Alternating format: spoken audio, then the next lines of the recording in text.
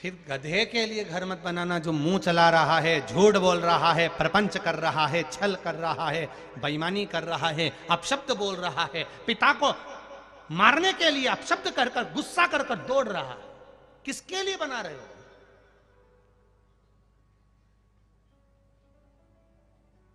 जब पत्नी और पुत्र दोनों ही तुम्हारे विपरीत में चले तो कुछ मत करना, शिव पुराण में जाना चालू कर देना। कौन कौन? पत्नी और पुत्र। पत्नी से कहा, पलट कर जवाब दे रही है, अपशब्द कह रही है, ताने दे रही है, गालियां दे रही है, कोस रही है, बार बार कोस रही है। पुत्र भी यही कर रहा है, तो फिर बुढ़ापा कौन सा अच्छा निकलने वाला है? पहले से अपने जीवन को संस्कारित बनाने का प्रयास करो। अपने बच्चों को एक लोटा जल का, लोटा भी आया,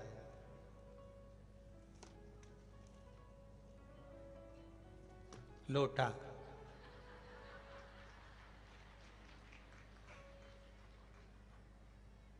एक लोटा जल का अपने बच्चों को पकड़ाइए और बच्चों से कहिए कि तू मंदिर जाना चालू कर, क्योंकि वो ये सिर झुकाना परमात्मा के आगे अगर चालू कर देगा तो ये निश्चित है एक ना एक दिन वो आपके आगे भी सिर झुकाएगा, कड़क होकर खड़ा नहीं होगा। बहुत जरूरी हो गया है संस्कार नवयुवक बच्चों को। आज के नाटक फिल्मों को देखकर और ये नाटकों को देखकर, इन सीरियलों को देखकर लोग इतने बिगड़ रहे हैं, इतने बिगड़ रहे हैं कि घर के माँ बाप 24 घंटा रोते हैं बच्चों के लिए। 24 घंटा। आप धन तो कमा रहे हो, दुकान पर भी जा रहे हो, पैसा भी खूब कमा रहे हो, गाड़ी भी ला रहे हो, मकान भी बना रहे हो, जमीन जायदाद, सोना चांदी, हीरा पन्ना, मोबाइल, सेवफल कटा हुआ, एप्पल का, सब है तुम्हारे पास में, पर मीठी वाणी ना तो घर में मिल पा रही है, ना प्रेम के शब्द मिल पा रहे हैं।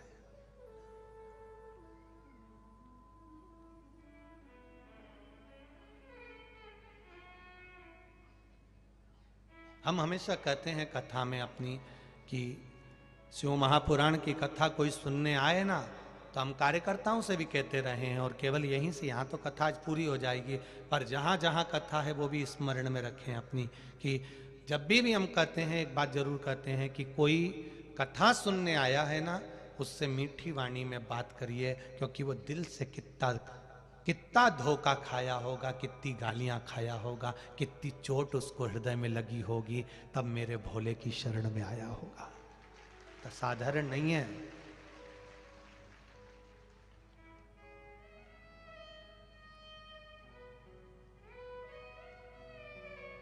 दुनिया के सताए लोग यहाँ सीने से लगाए जाते हैं, दरबार में भोले बाबा के दुख दर्द मिटाए।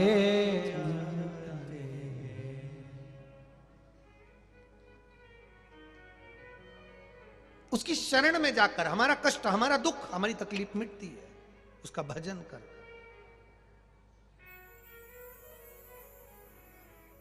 शिव कथा कह रही है। कनक कुंडला ने कहा, तुम रो क्यों रहे हो? मेरा राज्य कौन संभालेगा? सत्ता कौन संभालेगा? घर में औलाद नहीं, संतान नहीं। कनक कुंडला ने कहा, मैंने किसी संत के मुख से सुना है, अगर शिव चाहे तो सब कुछ दे सकता है। भगवान कृष्ण की 16,108 रानियां हैं। एक संतान नहीं हुई तब भगवान शंकर का अभिषेक कर कर 1,77,186 संतान हुई। भगवान राम जी ने भी सेतु बांध कर शंकर भगवान की आराधना कर कर लंका को जीत लिया था। आप विश्वास रखिए, अगर शिव कृपा कर दे, शंकर भगवान अगर करुणा कर दे, तो संतान हो सकती है। तो पूर्ण भद्र ने कहा मेरी किस्मत में ही अगर संतान का सुख नहीं लिखा होगा तो शिवजी क्या कर पाएंगे। तब कनक कुंडला ने कहा ब्रह्मा जी की लेखनी को बदलने की भी अगर किसी में सामर्थ्यता है तो वो काल अधिपति महाकाल में है, कोई साधारण नहीं हो सकता। अकाल मृत्यु वो मरे जो काम करे चंडाल का, काल उसका क्या बिगाड़े जो भक्त हो महाकाल का। वो शिव है, शंकर। ओ घड़ी बोल बम का नारा है,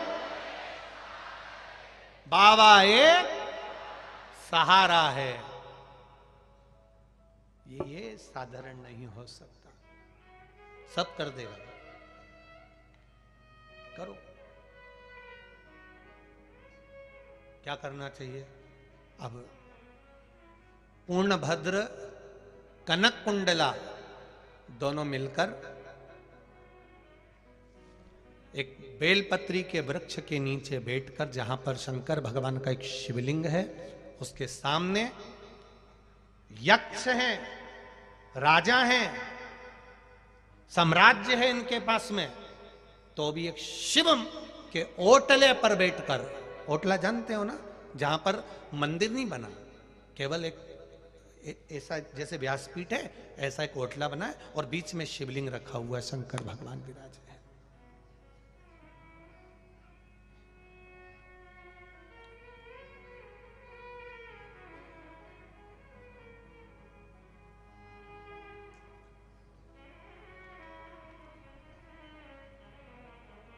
एक पत्र है, अच्छा है।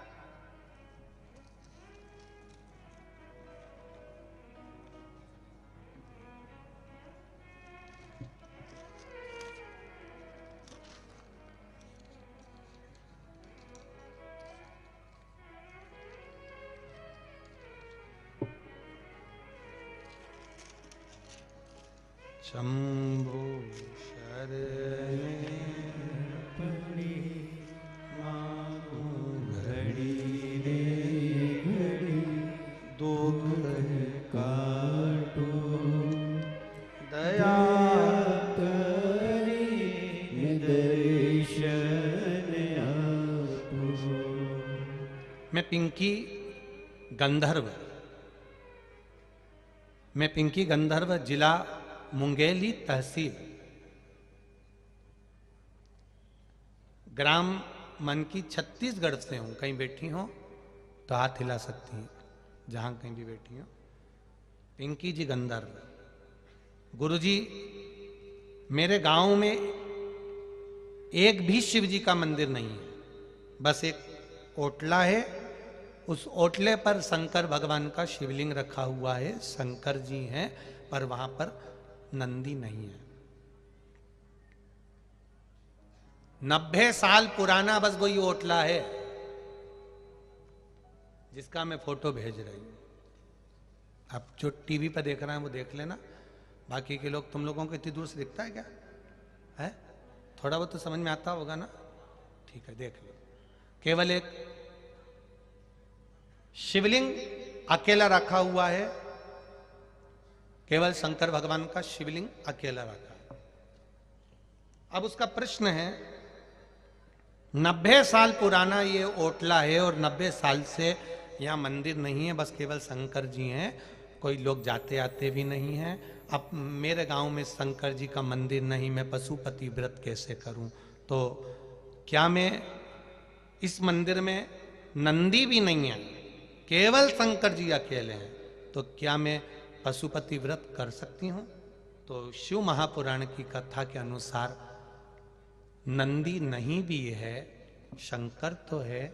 शंकर अकेला कभी नहीं रहता, जहां शिव है भले नंदी ना दिखे तो भी नंदी उस जगह पर मौजूद रहता है।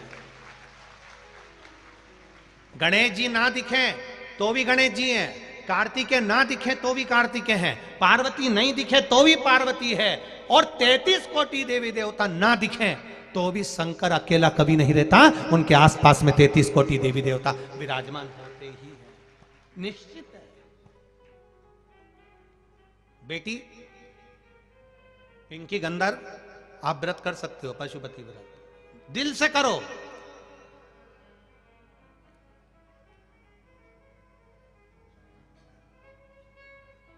अकेला बैठा है ना, बहुत शांति से है।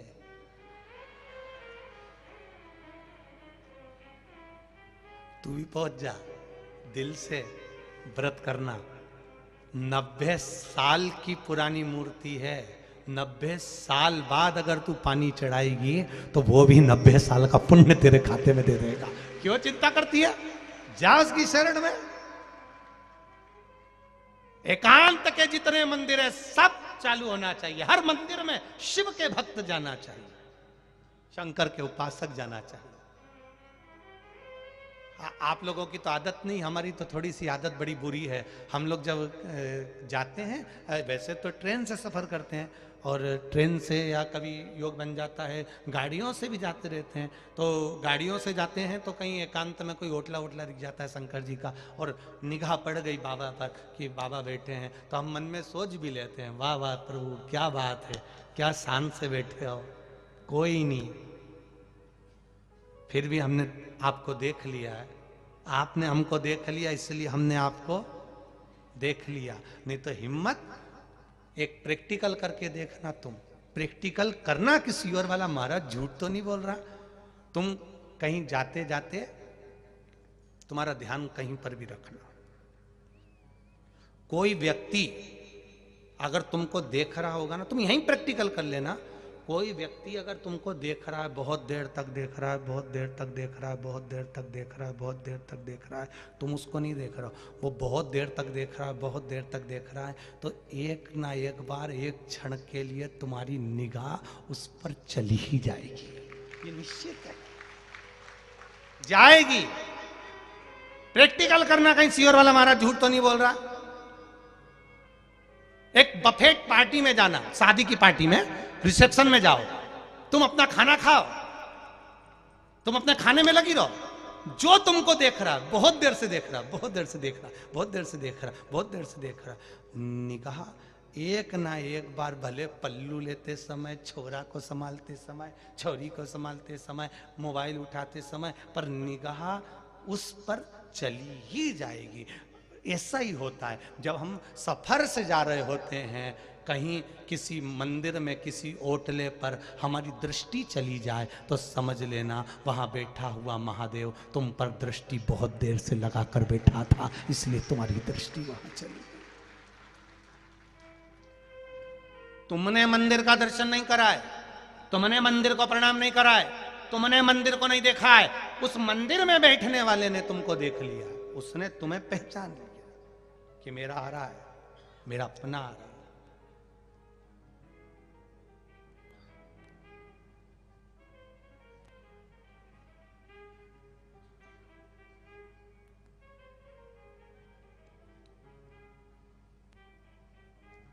वो साधारण नहीं हो सकता,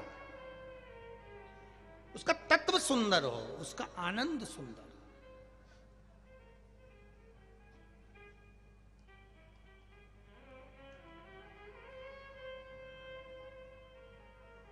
महाराज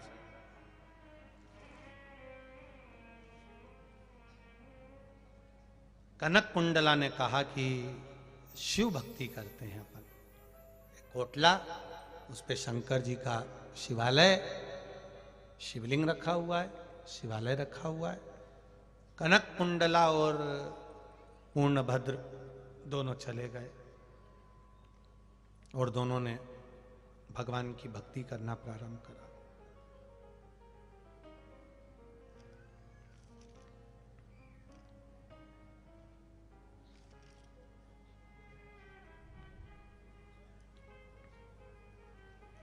अब भक्ति क्या करी उन्होंने,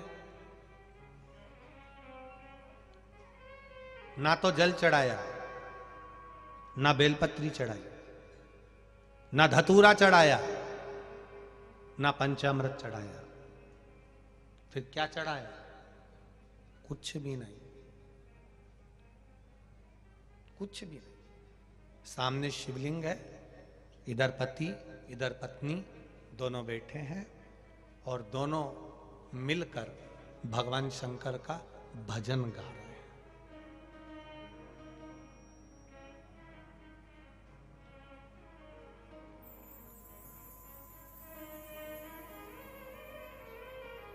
दोनों मिलकर भजन गा रहे हैं। महाराज ये गाते गाते अगर थक जाए तो ये गाना चालू कर देती है। ये गाते गाते थक जाए तो ये गाना चालू कर देती है। पहले जब पानी नहीं आता था, जल वृष्टि नहीं होती थी, तो खड़ी सत्ता होती थी। खड़ी सत्ता जानते हैं छत्तीसगढ़ के लोग? खड़ी सत्ता का मतलब होता है बैठकर भजन नहीं करते थे लोग, माइक टंगा रहता था और ढोलक भी खड़े होकर बजाते थे, मंजीरे भी खड़े होकर बजाते थे। एक गा गा कर थक जाता था, फिर दूसरा चालू हो जाता था, दूसरा गा गा कर थक जाता था, तीसरा चालू हो जाता, तीसरा गा गा कर थक जाता था, फिर चौथा चालू होता। ऐसे 4-5 दिन 7 दिन तक खड़ी सत्ता चलती रहती। इधर होती कि नहीं होती मालूम नहीं, अखंड रामायण जैसा होती इधर, अखंड रामायण जैसा। एक उठा, दूसरा बैठा, दूसरा बैठा, तीसरा बैठा, और चालू रखते हैं यहां तक वो उठेगा, तब ये बाद में उठेगा, पहले वो चालू कर देगा। उसके बाद मंगल भवने मंगल हारी द्रव दशरथ अजीर, अब उधर से चालू करेगा, फिर ये जाके उठेगा। इसको खड़ी सत्ता कहते। कब तक? जब तक जल वृष्टि ना हो जाए। हमारे गांव के लोग करते थे। किसी ने गांव वालों से पूछा कि अखंड रामायण करने से क्या होता है, खड़ी सत्ता करने से क्या होता है? ये खड़ी सत्ता, ये अखंड रामायण का पाठ एक के बाद एक चालू रख रहे हो, ये किसने सिखाया? तो कोई बुजुर्ग होगा तो वो बता देगा कि हमको ये शिव महापुराण में सुनने को मिला था। पूर्ण भद्र की कथा में लिखा हुआ है कि पूर्ण भद्र और उसकी धर्म पत्नी कनक कुंडला दोनों ने अखंड पाठ चालू करा। अखंड पाठ, भगवान का अखंड भजन चालू करा। जब अखंड भजन चालू होता है तब परमात्मा को भी आना ही पड़ता है, तब जल वृष्टि करना ही पड़ती है। ये लोग जो पुराने लोग जो नियम बनाए हैं खड़ी सत्ता का, अखंड रामायण, ये नियम कोई हंसी का नियम नहीं है कि फालतू के नियम, ये पूर्ण के नियम, पूर्व के नियम बने हुए हैं जो हमारे पूर्व के संतों ने, साधुओं ने, सन्यासियों ने, तपस्वियों ने, साधकों ने बनाए हैं। उस खड़ी सत्ता का आप दर्शन नहीं कर सकते तो एक बार शिव महापुराण में जाना। शिव महापुराण में रात्रि में 8 बजे 9 बजे जो भजन चालू होते हैं, एक मंडल गाते गाते थक जाए, दूसरा चालू हो जाता, दूसरा गाते गाते थक जाए, तीसरा चालू हो जाता, तीसरा थक जाए, चौथा चालू हो जाता। रात भर भगवान का भजन करते हैं, तब तो मेरा भोले बाबा यहाँ आने वालों की झोलियां भरकर भेज देता है। उनके भजन का बल बड़ा है, उनके कीर्तन का बल बड़ा है, उनके स्मरण का बल बड़ा है, उनकी भक्ति का बल बड़ा। अब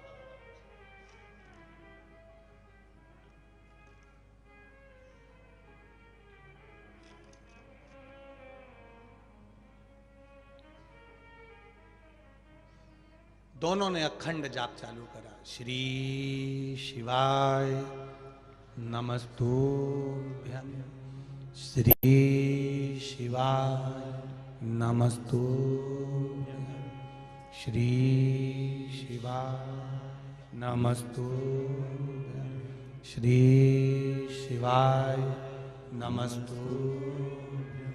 अखंड जाप चल रहा है।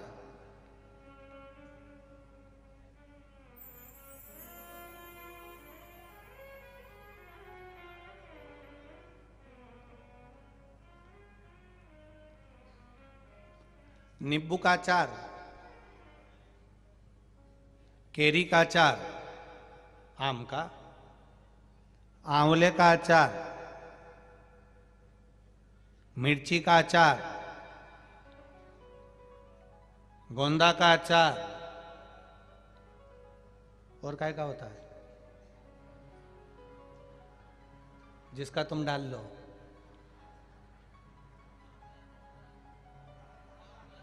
आंवला का बोल दिया। कटहल का अचार, गाजर का अचार है, हाँ, तुम डालते हो कि वो डालती है? कितने आइडिया से बोले जा रहे बोले जा रहे बोले जा रहे राम जी भगवान। अब इतने अचार के नाम लिए हैं, इसमें से कौन सा अचार है जो सड़ता नहीं है?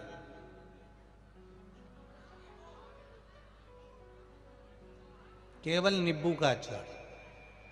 आम के अचार में भी एक बार ना एक बार फफूंद आ जाती है, पर नींबू के अचार में नहीं आती, क्योंकि उसकी खटास फफूंद को आने नहीं देती, वो सड़ता नहीं है।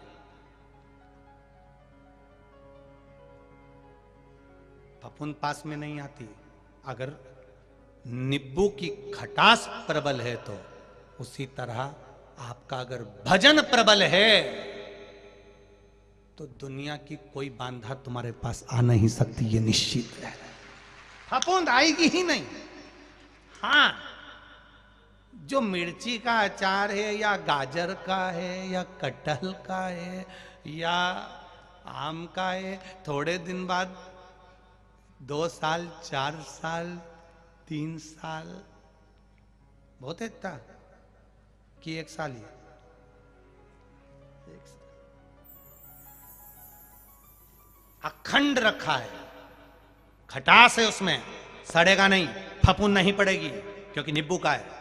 उसी तरह सारी दुनिया में चले जाओ, शिव के मंदिर गए हो, 12 ज्योतिर्लिंग के द्वार गए हो, शिव तत्व को जाना है, शिव महापुराण की कथा को सुना है, तो समझ लेना कि तुम साधारण अचार नहीं हो, गाजर और मूली के अचार नहीं हो, मिर्ची के अचार नहीं हो, तो नींबू के वो अचार हो जो एक बार अगर शंकर का हो गया, एक बार अगर अचार डल गया तो अपनी अचार तत्व वो कभी समाप्त नहीं होता। 20-20 साल तक जो अचार नींबू का रखा है ना, तो भी काला पड़ गया, पर खाके देखना खराब नहीं हुआ। तुम खाके देखना, तुम्हारे मुंह में पानी आ रहा है,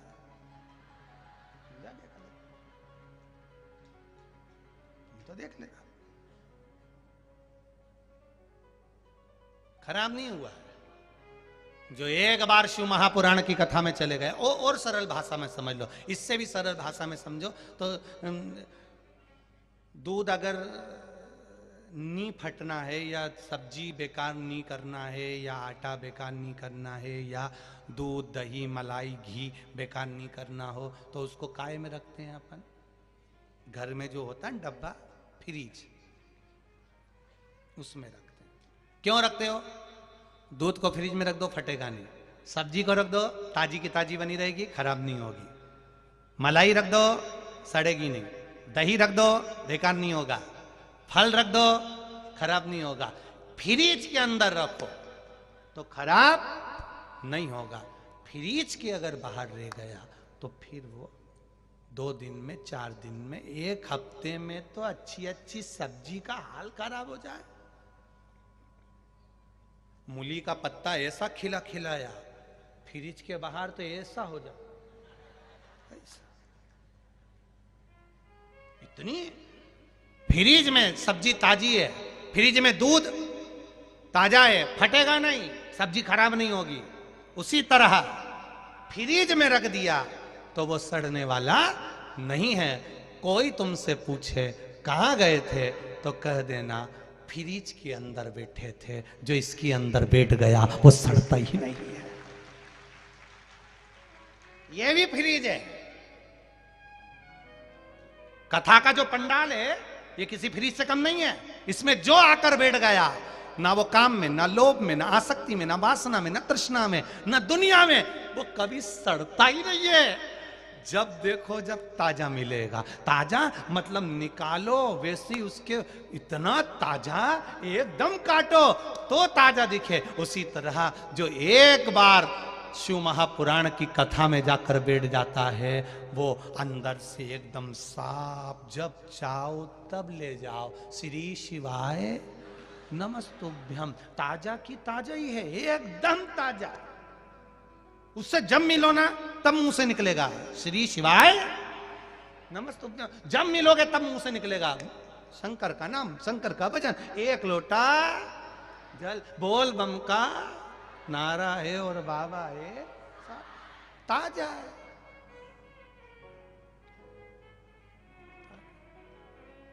शिव तत्व कह रहा है, भगवान शंकर की करुणा कर रहे। पूर्णभद्र कनक कुंडला शिव मंदिर के ओटले पर बैठकर भगवान शंकर के शिवलिंग के सामने ओटले पर बैठकर भगवान शिव का केवल मंत्र जाप, नाम जाप और भजन कर रहे हैं, केवल भजन।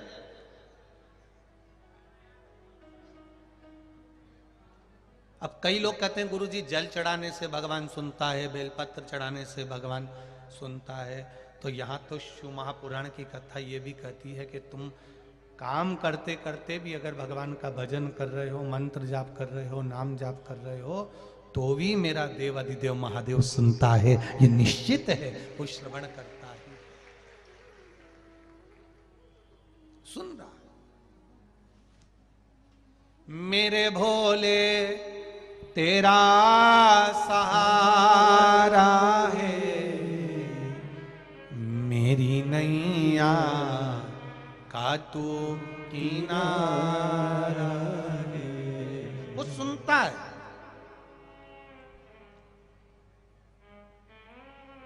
एक पत्र आया देखो,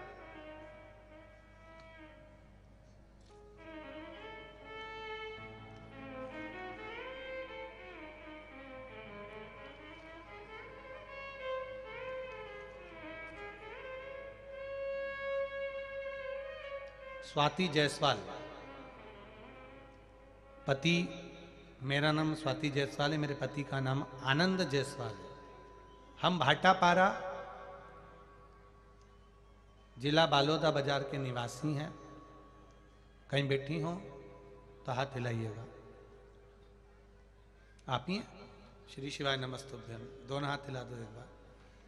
हर हर महादेव।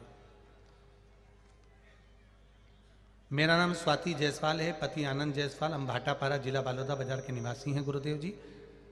अपने बाबा के गुणों का क्या बखान करूं गुरुदेव। आप हमेशा नवयुवक बच्चों को एक बेलपत्र में शहद लगाकर उसे महादेव को चिपकाकर एग्जाम देने का कहते हो, और लोग उसकी खिल्ली उड़ाते हैं, लोग उसकी हंसी उड़ाते हैं। क्या ऐसा हो सकता है? तो मैंने भी सोचा कि एक बार मैं भी तो करके देखूं। सीवर वाला महाराज कहते तो हैं टीवी पर, अपने को करके देखने में क्या जा रहा है। मैंने भी एक बेलपत्र ले ली, शहद लगाया, बाबा से एक एग्जाम की मैं बहुत समय से तैयारी कर रही थी पर उसमें निकल नहीं पा रही थी। बाबा, मैंने भी वो शहद लगाकर अब की बार एग्जाम दिया और बाबा की कृपा से 43 वर्ष की उम्र है और बाबा ने मुझे जिस चीज के लिए मैंने एग्जाम दिया था, मेरी सरकारी नौकरी 43 वर्ष की आयु में बाबा ने लगा दी। 43 वर्ष की आयु में सरकारी नौकरी लगना बड़ा मुश्किल होता है गुरुदेव। सब आश्चर्य में है कि ये हो ही नहीं सकता, पर मेरे बाबा ने एक बेलपत्री पर शहद लगाने को लोग ठिठोली करते हैं, हंसते हैं, पर विश्वास रखकर अगर कोई बाबा को चढ़ाता है तो जैसे मेरी नौकरी लगी उसकी भी लग ही जाती है। बैठो बहन, श्री शिवाय नमस्तुभ्यम। ये शिव तत्व है। ओ घड़ी शंकर। एक पत्र और है देखो,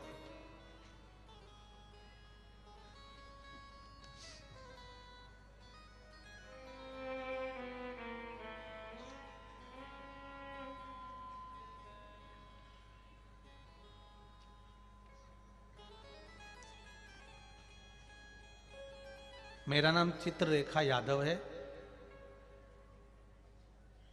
मैं भनपुरी रायपुर।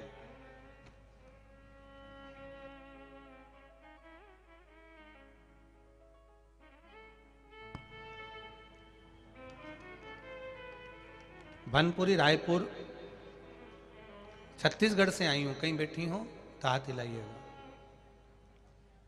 कहीं पर बैठी हो? चित्रलेखा यादव दिख गई क्या? कहाँ बैठे? अच्छा इस साइड है क्या? हाँ दोनों हाथ हिला देना बेटी। मेरा नाम चित्रलेखा यादव है। मैं भानपुरी रायपुर छत्तीसगढ़ से आई हूँ। गुरुदेव क्या बखान करूँ भोलेनाथ का। कुछ दिनों से मेरे गले में तकलीफ होने लगी थी, तो मैंने हॉस्पिटल में चेक करवाया, तो डॉक्टरों ने बताया कि आपके गले में गठान हो गई है, उसका ऑपरेशन करना पड़ेगा और वो गठान जांच के लिए जाएगी। मैंने दूसरे हॉस्पिटल में चेक करवाया तो उन्होंने भी मुझे गठान बता दी। मैंने डॉक्टर साहब से कहा मुझे 15 दिन का समय दीजिए, 15 दिन की आप दवाई मुझे दे दीजिए। डॉक्टर ने 15 दिन की दवाई दे दी। एक हॉस्पिटल में नहीं गुरुदेव, 4 हॉस्पिटल में चेक करवाया, 15 दिन की मुझे दवाई दी गई। मैंने वो दवाई ले ली उनसे। मैंने कहा ऑपरेशन मैं बाद में कराऊंगी, और दवाई लेकर मैं घर आ गई। वो दवाई मैंने भोलेनाथ जी को चढ़ाकर कुंदकेश्वर महादेव के नाम से खाना चालू करा। शिव जी के मंदिर नहीं जाती थी, शिव के मंदिर जाना चालू करा। आप कहते हो गुरुजी दुख आता है तब मंदिर याद आता है, पर बाबा हमको जब बुलाता है तभी तो हम जा पाते हैं। शिव के मंदिर जाना चालू करा, बेलपत्र चढ़ाई, जल चढ़ाया, जल वहीं पर पी लेती थी, बेलपत्र लेकर घर पर आ जाती थी और उसको औषधि समझकर खाती थी। गुरुदेव 15 दिन फिर मैंने वापिस चेक करवाने के लिए गए, क्योंकि डॉक्टर ने कहा था कि 15 दिन बाद ऑपरेशन करना ही पड़ेगा। मैं वापिस ऑपरेशन के हिसाब से तैयारी कर वापिस डॉक्टर के पास गई और अपने परिवार वालों के साथ में गई। डॉक्टर ने जब जांच करना प्रारंभ करा तो सारी रिपोर्ट नॉर्मल आई, गठान गायब हो चुकी थी, गठान नहीं था। शिव कृपा इसको कहते। बैठो बहन, श्री शिवाय नमस्तुभ्यं। शिव तत्व इसको कहते, भगवान शंकर का गुणगान इसको कहते।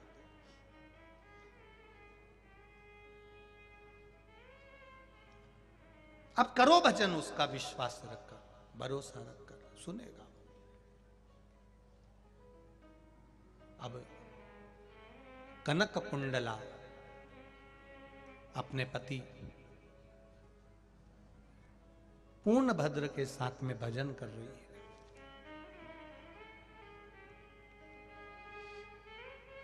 हम तो आप लोगों से एक बात बहुत अच्छे से कहना चाहेंगे, कोई भी काम की शुरुआत करो ना, तो पहले मुख से एक बार श्री शिवाय नमस्तुभ्यं बोल लिया करो। घर से निकल रहे हो चाहे घर के अंदर जा रहे हो। एक पत्र और है, देखो, केवल मंत्र जाप का देखिए।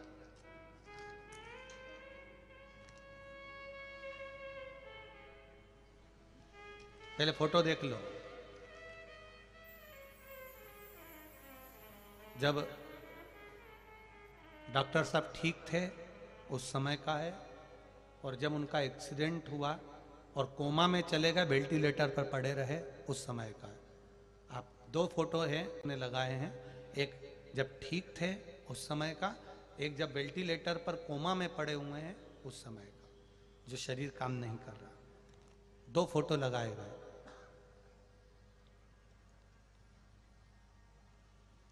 एक जब वो ठीक थे उस समय का, और एक जब वो कोमा में चले गए, वेंटिलेटर पर पड़े रहे, उस समय का। मेरा नाम उषा वर्मा, मैं दुर्ग के रहने वाली हूं गुरुजी। कहीं उषा वर्मा जी बैठी हो तो हाथ हिला दीजिएगा। उषा वर्मा, दोनों हाथ हिला देगा। श्री शिवाय नमस्तुभ्यं। मेरा नाम उषा वर्मा, मैं दुर्ग की रहने वाली हूं। मेरे भोलेनाथ ने मेरे शंभू की महिमा का क्या बखान करूं। मेरे भाई डॉक्टर लेखराज वर्मा का सड़क दुर्घटना में एक्सीडेंट हो गया। एक्सीडेंट, कार ने मेरे भाई को ऐसा पटका कि कोमा में ले जाकर डाल दिया। 17 दिन मेरा भाई कोमा में पड़ा रहा, न शरीर हिलता था, न काम करता था, वेंटिलेटर पर पड़ा हुआ था। तब उस समय पर आपकी कथा का स्मरण भी नहीं हुआ था हमको, हम कथा नहीं सुनते थे उस समय। तब किसी ने कथा के बारे में बताया और पशुपति व्रत के बारे में कोई देखने आया तो उसने बताया। तब मेरे भाई की पत्नी ने पशुपति व्रत करना प्रारंभ किया। गुरुदेव, डॉक्टर तो बोले थे कि कोई गारंटी नहीं है, कोमा से ये उठेगा, जीवित उठेगा, इसकी कोई गारंटी नहीं है, पर वेंटिलेटर पे से, कोमा पे से मेरी भाभी ने पहला पशुपति व्रत करा, और पहला व्रत सोमवार का दिन था, जिस दिन कर भाभी जल लेकर और बेलपत्र लेकर आई और हॉस्पिटल में दे दिया। जल उसके मुख पर डॉक्टर से पूछकर लगा दिया, और बाबा की कृपा से उसी दिन से मेरे भाई को थोड़ी चेतना आना प्रारंभ हो गई और मेरा भाई शरीर हिलाने लगा। तब धीरे धीरे मेरा भाई ठीक होना प्रारंभ हो गया, और आज मेरा भाई पूर्ण तरह से ठीक है। अब आराम है। श्री शिवाय नमस्तुभ्यम। बैठिए। हर हर महादेव। 2 फोटो लगाए गए हैं, एक ठीक थे तब और एक वेंटिलेटर पर पड़े हैं कोमा में तब। शिव तत्व है, शंकर। ओ घड़ी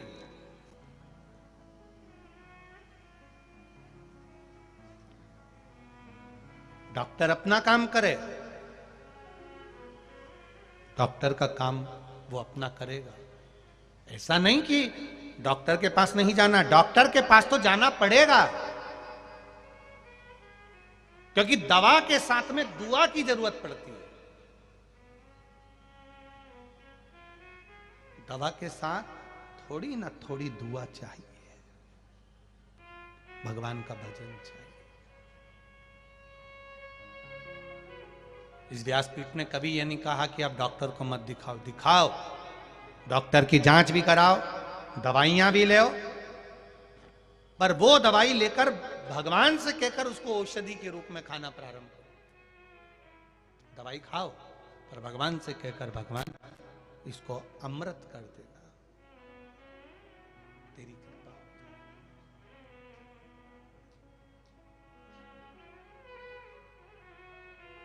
बस दिल से उसको, जैसे वो कहे ना, भक्तों के घर भी सांवरे आते रहा करो, दर्शन के नैन बावरे दर्शन दिया करो।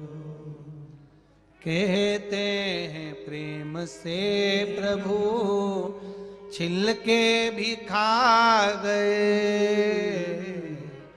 कहते हैं प्रेम से प्रभु छिल के भी खा गए, शबरी के झूठे बेर भी खाते रहा करो, दर्शन के नैन बावरे दर्शन दिया करो। डॉक्टर को दिखाओ, जांचें कराओ, उसके साथ में भगवान शिव की भक्ति करो, भजन करो। कनक कुंडला ने अपने पति से कहा, संतान का सुख नहीं, 16 वर्ष निकल गए हैं, पूजन भजन कीर्तन चालू करा, शिव की स्तुति करना प्रारंभ करी। एकांतेश्वर महादेव जो एकांत में बैठा हुआ है, वो एकांतेश्वर कहलाता है, वो एकांतेश्वर।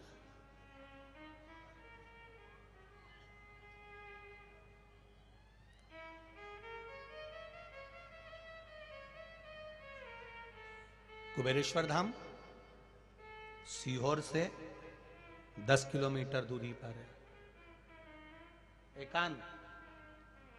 अब तो वहां पर बहुत सारे लोगों ने चाय की दुकान, कहीं काय की दुकान, कहीं काय की दुकान लगा ली है, नहीं तो वहां कुछ नहीं था, एकदम बाबा और बाबा के साथी। आज भी मां बाबा के साथी बहुत है, आज भी हैं, बाबा के साथी में घूमते रहते हैं। भूमि उनकी है, कंकर शंकर है, भ्रमण करते ही रहते हैं। अब एकांत वहां पर वृंदावन जाओगे तो वहां बहुत सारे मंदिरों का दर्शन हो जाएगा। बोलो रीजी जी, सही है गलत है? काशी जाओगे तो वहां बहुत सारे मंदिरों का दर्शन हो जाएगा, हरिद्वार, प्रयागराज, उज्जैन, ओमकारेश्वर, बहुत सारे मंदिरों का दर्शन हो जाएगा। पर कुबेरेश्वर धाम जहां आओगे वहां केवल तुम्हें बहुत सारे मंदिरों के लिए नहीं आना पड़ेगा, वहां केवल एक कुबेरेश्वर बाबा के लिए, अकेले के लिए तुम चिन्हित कर कर आ रहे हो कि मुझे उनसे मिलने जाना है। जब एक व्यक्ति पर्सनल से मिलने जाते हो तो फिर वो भी सम्मान देता है, वो भी मान देता है, वो भी मान दे रहा है, वो भी सम्मान दे रहा है। हम केवल उससे मिलने जा रहे हैं, हम केवल उसकी शरणागति में जा रहे हैं। अब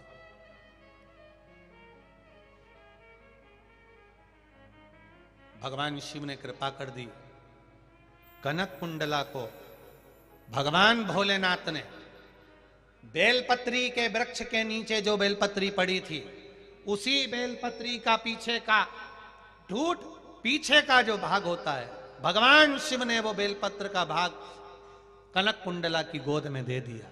कनक कुंडला ने उस भाग को मुख में रख लिया। मुख में रखते ही कनक कुंडला आनंद के साथ गर्भवती हो गई, जिसके गर्भ से एक बेटे ने जन्म लिया जिसका नाम हरिकेश हुआ। एक बेटे ने जन्म लिया जिसका नाम हरिकेश। हरिकेश नाम पड़ गया।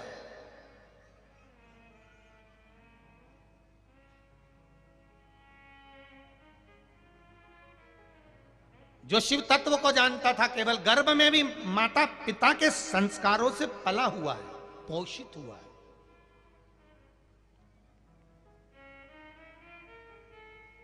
ये गर्भ का जो ज्ञान होता है ना, बड़ा विचित्र ज्ञान है साहब, होना चाहिए, बहुत जरूरी है गर्भ का ज्ञान बच्चों में, नहीं तो आज के जमाने के बच्चे बहुत विचित्र। एक छोटा सा बच्चा अपनी दादी की गोद में बैठ गया और दादी से बोला, ओ दादी, ओ दादी, दादी, ओ दादी। दादी बोली क्या है? एक बार तू टे बोल ना, टे। दादी बोली ये टे क्या होता है? नहीं, बस तू ऐसा बोल दे, टे, बस तू ऐसा बोल दे। दादी बोली मैं नहीं बोलूंगी टे, पहले बता कि तू मुझसे टे क्यों बुलवा रहा है। दादी प्लीज तू एक बार टे तो बोल, बस ऐसा बोल दे, टे। दादी बोली नहीं बोलूंगी, मैं नहीं बोलूंगी, पहले बता मुझसे टे क्यों बुलवा रहा है। दादी तू पहले टे बोल। दादी बोले नहीं बोलूंगी। दादी ने 5 रुपए निकाल के छोरा के हाथ में दिए और पूछा कि बता तू मुझसे टे क्यों बुलवा रहा है। दादी रात को मम्मी पापा पलंग पे बैठ के बात कर रहे थे, जब बुढ़िया टे बोल जाएगी तो सारी जायदाद अपनी हो जाएगी, सारी जायदाद। तुम देखना रे कोकड़ी वालों, टे मत बोलना, बोलना ही मत ही तुम तो किसी हालत में नहीं बोलना। कोई कितना ही बुलाए तो नहीं बोलना। अब बच्चों के मन में तो पाप रहता ही नहीं, बच्चे तो बच्चे अलमस्त होते, वो तो उनके मन में पाप का कोई काम नहीं होता।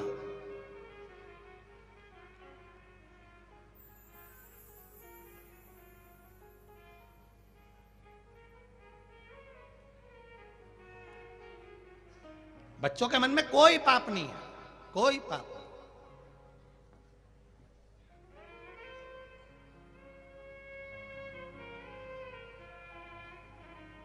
अब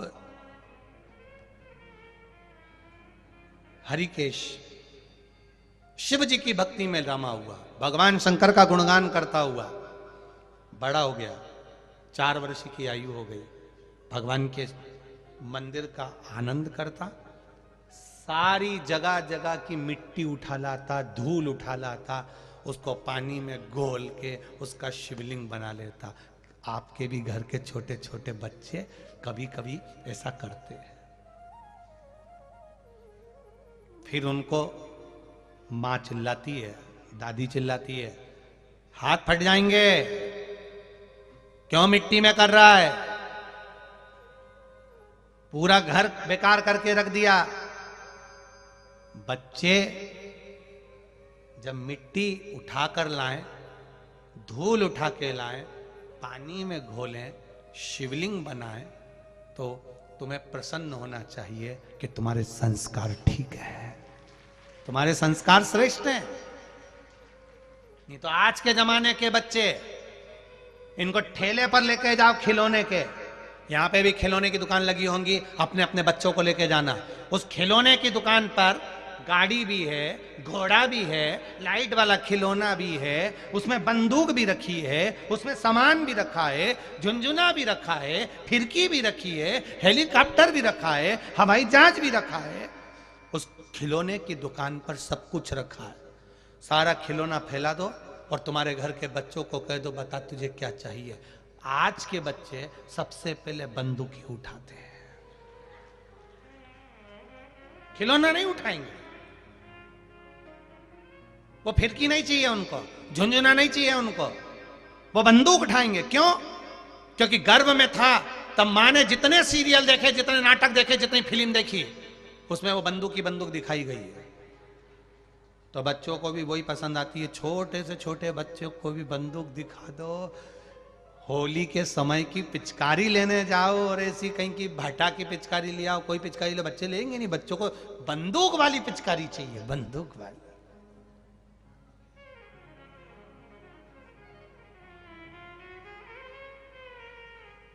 इससे मालूम पड़ता है कि संस्कार कहां जा रहा है। संस्कार जा कहां रहे हैं उससे मालूम पड़ता है। कितनी जोरदार पेंट थी, जीन्स थी, बढ़िया थी, अच्छी जोरदार, अब किसी की बेचारे की बैठने में यहां से फट गई।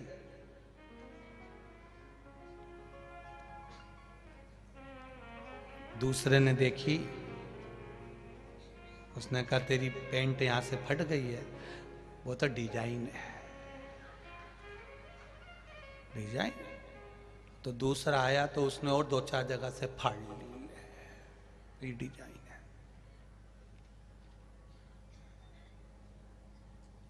शरीर मर्यादा के अंतर्गत वस्त्र से ढका हुआ रहे तो समझ लेना। फिर एक बात कहेंगे, तन पर कितने भी कीमती हार पहन लो, लाखों रुपए का सोना पहन लो, करोड़ों रुपए के हीरे पहन लो, पर इस शरीर की शोभा सोने से नहीं है जितनी मर्यादा से है। इस शरीर की शोभा सोने से नहीं है। आप कितने भी सोने की रकम पहन लो, कितना भी हार पहन लो, कितना भी आभूषण पहन लो, इस शरीर की शोभा तुम्हारी मर्यादा और तुम्हारे पहनावे से है। अभी छेरछेरा का त्योहार गया, जायसवाल परिवार की बहुएं सब छत्तीसगढ़ का परिधान पहनी हुई थी। छत्तीसगढ़ का वो यहाँ बांधने का, कमर में बांधने का, हाथ का, सिक्के का, जो छत्तीसगढ़ का पहनावा है वो पहनी हुई थी। अब साधारण वस्त्र तुम कभी भी पहन लो तो कोई तुमसे नहीं कहेगा, पर वो छत्तीसगढ़ की ड्रेस पहनकर तुम बाजार में से निकल जाओ तो 50 लोग तुम्हें ताकते हुए कहेंगे कि छत्तीसगढ़ की ड्रेस पहन के जा रही है। हमारे यहाँ की मर्यादा है, हमारे यहाँ का आभूषण। बहुत मर्यादा रखता है ये, बहुत। आज के लोगों को ध्यान नहीं आ रहा है, पर हमारे यहाँ का जीवन आनंदित करने वाला एक क्रम पहले से कहा हुआ है। वृक्ष की जड़ अगर दिखती है तो वो वृक्ष ज्यादा पनपता नहीं है, इसलिए वृक्ष की जड़ को मिट्टी से, बोलो बोलो जम के, ढक देते हैं। क्यों ढकते हैं? कि जड़ मिट्टी से ढकी रहेगी तो वृक्ष पनपता रहेगा, उन्नति करता रहेगा। जिस वृक्ष की जड़ दिखना चालू हो जाए, समझ लो वो वृक्ष जल्दी से जल्दी टूटकर गिर जाए। उसी तरह हमारी भी जन्म की जड़ है ये नाभि। नाभि क्या है? हमारे जन्म की जड़ है। जैसे वो वृक्ष की जड़ दिखती है तो वृक्ष सूख जाता है, मिट्टी से ढकी होती है तो वृक्ष हरा बना रहता है। हमारी भी ये जड़ अगर ढकी हुई रहती है तो हम भी कभी सूख नहीं सकते, संसार में अच्छे बने रहेंगे। पर ना जाने किसने ऐसा फैशन लाके रख दिया कि लोगों को वो जड़ दिखाने का भी एक शौक हो गया। ना जाने किसने फैशन लाके रख दिया। छत्तीसगढ़ का पहनावा, मेरे छत्तीसगढ़ की माताओं ने जो छेरा में पहनावा पहना था, उसका वस्त्र ऐसा ढका था और पट्टा भी यहां पर बंधा हुआ था, जिससे हमारे मर्यादा के वस्त्र पहने जाएं, जिससे वृक्ष की जड़ दिखेगी तो वृक्ष सूख जाएगा और इंसान की जड़ दिखेगी तो इंसान बेकार हो जाएगा। उसको बचाया गया, ये पहनावा है। चाहे छत्तीसगढ़ का हो, चाहे राजस्थान का हो, चाहे गुजरात का हो, चाहे मध्य प्रदेश मालवा का हो, उस पहनावे का एक आनंद होता है। महाराष्ट्र का पहनावा देख लीजिए, पहनावे का आनंद होता है। उत्तराखंड का देख लीजिए, उत्तर प्रदेश का देख लीजिए, एक पहनावे का आनंद होता है। पर लोगों ने उसको बर्बाद करना चाहा है। ये जितनी फिल्में बन रही है ना, लोगों को ये बर्बाद करने का ये बहुत, हम तो कहेंगे बहुत अच्छा हो रहा है, बहुत अच्छा हो रहा है। ये इन सभी फिल्मों का जो बार बार विरोध हो रहा है ना, बहुत अच्छा हो रहा है। एक दो बार समझ में आएगा ना तो वस्त्र अपने आप पहनाने लगेंगे कि कैसे वस्त्र पहनाए जाते हैं। बहुत अच्छा हो रहा है। मैं धन्यवाद दूंगा सारे सनातन धर्म के जितने भी क्रम बने हुए हैं, चाहे वो राष्ट्रीय स्वयं संघ हो, चाहे बजरंग दल हो, चाहे कोई हो, कोई हिंदू धर्म को, सनातन धर्म को जो आगे बढ़ाने वाले जितने भी क्रम हैं, उनको धन्यवाद दूंगा। आपने विरोध करा, बहुत अच्छा करा। कम से कम 2 बार 4 बार अपने आप फिल्म इनकी फ्लॉप होगी, अपने आप लड़कियों को अच्छे कपड़े पहनाना चालू करेंगे और अच्छे संस्कार। बहुत अच्छा करा। वस्त्र का तरीका बदल रहा है, घर में बोलने का तरीका बदल रहा है। घर में लोग अपने माँ बाप से, जैसे वो सीरियल और नाटक में जैसा व्यवहार होता है, वैसा वो अपने घर में माँ बाप से कर रहा है। बोलने का तरीका बदल रहा है, पति पत्नी के बोलने का तरीका बदल रहा है। ये चोरी करना, गलत काम करना, गलत चीजें, ये किसने सिखाई? सब ये फिल्मों से आई है सब। क्या पहले के जमाने में चांदी की ईंटें नहीं होती थी, सोने के आभूषण नहीं होते थे, जेवर नहीं होते थे? क्या पहले के समय में लोग सेठ नहीं होते थे? होते थे, पर मर्यादा रहती थी। पर अब घर घर में लुटेरे बिठा दिए, घर घर। हरिकेश ने मिट्टी लाकर शिवलिंग बनाया, पूजन करी, और उस पूजन का फल हरिकेश ने पाया। उसका मन शिव में लग गया। पिताजी ने उसको राज सिंहासन देना चाहा, नहीं पिताजी, मेरा जन्म शिव के द्वारा हुआ है, मैं शंकर की भक्ति काशी में करूंगा। काशी चले गए। काशी में इतना तप करा, शंकर पार्वती घूम कर जा रहे थे, उन्होंने वर दे दिया, हरिकेश हम तुझे वर प्रदान करते हैं, काशी में पुण्य और पाप का लेखा तेरे पास होगा, तेरा नाम दंड नायक होगा, तेरा नाम दंड नायक, जिसको दंड पानी भी कहते हैं, दंड पानी।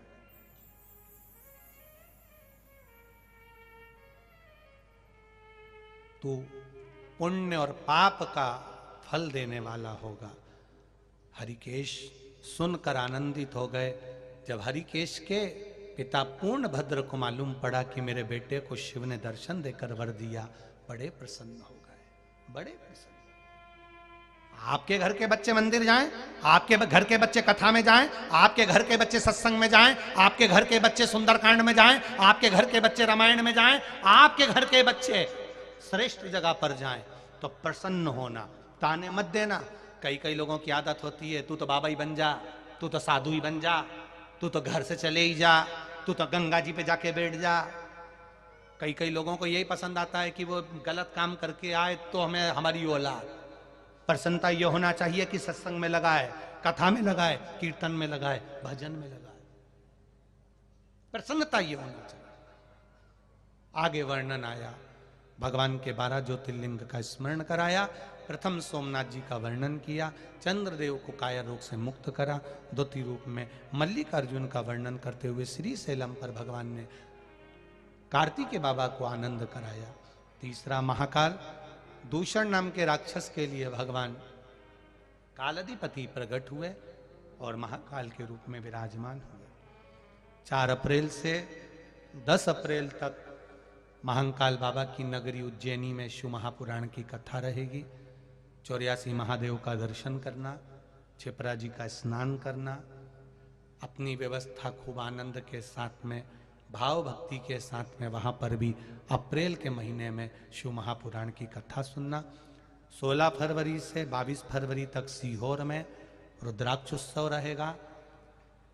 बिना आईडी कार्ड का आपका रुद्राक्ष बस लाइन लगाओगे और प्राप्त होगा। 24 घंटे रुद्राक्ष बटेगा, चाहे दिन हो चाहे रात हो, 24 घंटा बटेगा। 7 दिन रुद्राक्ष इसलिए बांटेंगे क्योंकि उसके बाद में मंदिर का बहुत सारा काम रह गया है। साल भर हम रुद्राक्ष नहीं बांट पाएंगे क्योंकि मंदिर का बहुत काम रह गया है बाबा के धाम का। जल्दी से जल्दी बाबा का धाम बन जाए, इसलिए बस 7 दिन के अंदर रुद्राक्ष बांटकर फ्री होना चाहेंगे, जिससे आने वाले समय में बाबा की जल्दी से जल्दी प्राण प्रतिष्ठा हो जाए और बाबा वहाँ आनंद से विराजमान हो जाए। कुबेरेश्वर धाम में जैसा नियम है कुबेरेश्वर बाबा का, तुमरुका जी के साथ का आनंद करते हुए जैसे कुबेरेश्वर बाबा का वर्णन है, वैसा की वैसा ही धाम बाबा का बन रहा है। आप सब जो दान दे रहे हो, 1 रुपया भी समर्पित कर रहे हो, आपका पैसा कहाँ लग रहा है, एक बार जाकर अवश्य देखना और अपने जीवन को आनंद पाना। कथा में 16 फरवरी की जो कथा है कुबेरेश्वर धाम पर, जितने लोग कथा श्रवण कर रहे हैं वहां पर मेहमान बनकर मत आना, सेवा करने आना। चाहे पूड़ी बेलने की सेवा करो, पानी पिलाने की करो, चाहे कोई सेवा करो।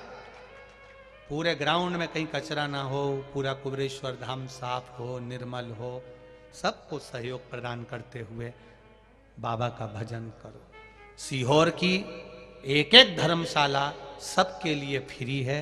अगर कुबेरेश्वर धाम पर जगह ना मिले तो सीहोर की एक धर्मशाला में कहीं पर भी तुम जाकर आराम से सो सकते हो, रह सकते हो, उसका कोई शुल्क नहीं है। Railway station, Sehore railway station से कुबेरेश्वर धाम जाने आने के लिए राठौर ट्रेवल्स की ओर से, प्रिंस भैया राठौर की ओर से और सम्राट ट्रेवल्स की ओर से, सम्राट जी की ओर से, प्रजापति जी की ओर से बसों की व्यवस्था निःशुल्क रखी जाएगी, जिनसे जाना आना चलता रहे। दिल से आनंद से 16 फरवरी से 22 फरवरी तक जैसे आपके नगर पूरे छत्तीसगढ़ का जो आनंद हुआ है, ऐसे आओ और बाबा का गुणगान गाओ, प्रेम से पाओ, प्रेम से गुणगान गाओ। 7 दिन आसन लगाकर बाबा की कथा का रस तत्व सुनो और अपने जीवन को धन्य बनाओ। हाँ, फरवरी में ठंड रह सकती है सीहोर में, यहाँ से ज़्यादा ठंड पड़ती है, तो इतने सारे कम्बल या रजाई की व्यवस्था तो हम लोग भी नहीं कर सकेंगे। अपने अपने साथ में 1-1, 2-2 कम्बल अच्छा जोरदार ओढ़ने का ठंड के हिसाब से लेके आना, जिससे तकलीफ ना हो। कोई सोने की रकम, जेवर, चांदी की रकम, कोई सामान तुम्हारा वीआईपी लेकर मत आना और तुम वीआईपी बन के मत आना, ठीक है। बहुत प्रेम से आओ, आनंद से आओ, बाबा की भक्ति करो। अगला वर्णन, ओमकारेश्वर बाबा का करा, बिंद नामक पर्वत ने तप कर कर बाबा को विराजमान करा। फिर केदारनाथ जी का वर्णन आया, नर नारायण ने तप कर कर बाबा को विराजमान करा। अगला वर्णन भीमा शंकर का आया, भीम का संहार कर कर भगवान भीमा शंकर के रूप में विराजमान हुए। अगला वर्णन आया काशी विश्वनाथ, मनु शत्रुपा के तप के बल पर भगवान विराजमान होते हैं। अगला वर्णन आता है त्र्यंबकेश्वर, गौतम बाबा पर गौ हत्या का दोष लगा, बाबा त्र्यंबकेश्वर के रूप में विराजमान हुए। फिर वर्णन आया है वैद्यनाथ, बाबा रावण शिवलिंग लेकर जा रहा था, बाबा वैद्यनाथ जी के रूप में विराजमान। नागेश्वर, दारुक नाम के राक्षस का संहार कर कर भगवान नागेश्वर के रूप में विराजमान हुए। अगला वर्णन है रामेश्वरम, भगवान राम ने सेतु बांधने से पहले शिव जी को स्थापित करा, रामेश्वर के रूप में विराजमान हुए। अगला वर्णन है कृष्णेश्वर। सुधर्म नाम के ब्राह्मण की 2 धर्म पत्नियां सुदेहा और घूष्मा, घूष्मा के बेटे को भगवान ने वापिस जीवित करा था, इसलिए भगवान शिव का नाम कृष्णेश्वर हुआ है। तो वहां से जब उठकर अपने घर की ओर जाते हो तो खाली नहीं जाओगे। जैसे धूल लेकर गोबर भी उठता है, उसी तरह हम भी परमात्मा की कृपा लेकर ही उठते हैं। तेरी कृपा बिना न हिले एक भी अणु, लेते श्वास तेरी कृपा से तनु तनु। बखान क्या करूं मैं राखों के ढेर का, चपटी भभूत में खजाना कुबेर का।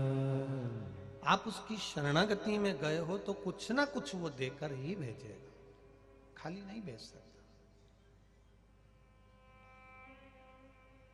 लाखों लाखों की संख्या में आप लोग यहां आए हो, ठंड भी कड़कड़ाती हुई पड़ रही है। रात भर इसी पंडाल में सो जाना, फिर उठ जाना, ठंडे पानी से स्नान कर लेना, फिर कीर्तन रात भर कर लेना।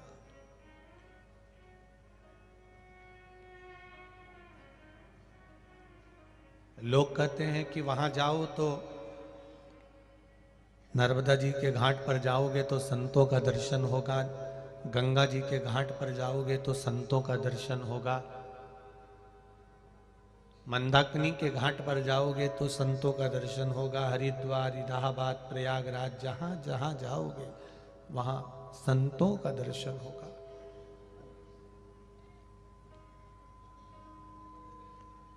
पर कहीं नहीं जा सको तो शिव महापुराण की कथा में एक बार जाकर ये इतने संतों का दर्शन एक साथ कर लेना, ये बार बार नहीं मिलेगा, फिर नहीं मिलने वाले। जो वंचित रह गया वो रह गया। हम इस व्यासपीठ से फिर कहना चाहेंगे, जहां जहां कथा होती है वहां जाकर पहुंचकर एक बार दर्शन अवश्य करना चाहिए। रात्रि के समय पर, दिन के समय पर कथा सुनकर कि भगवान की करुणा, भगवान की कृपा, भगवान की उदारता, भगवान की दया कैसी होती है।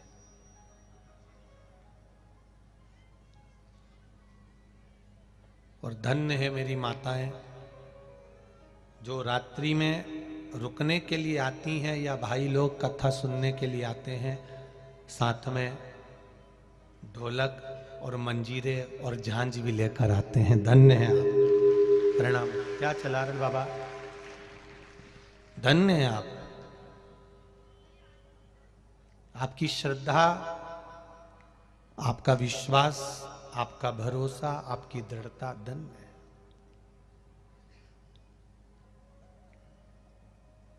लोग 2 घंटे 3 घंटे, ये हमारे तबले वाले भैया, तिलक भैया हो चाहे ढोलक वाले भैया हो, ये 2 घंटा 3 घंटा अगर जम के बजा लें खूब जोर शोर से, सुंदरकांड होता है या रामायण होती है या कोई क्रम होता है, उसमें अगर कोई जम के ढोलक वगैरह बजा ले तो उसको दूसरे दिन ग्लूकोज की बोतल चढ़वाना पड़ जाए।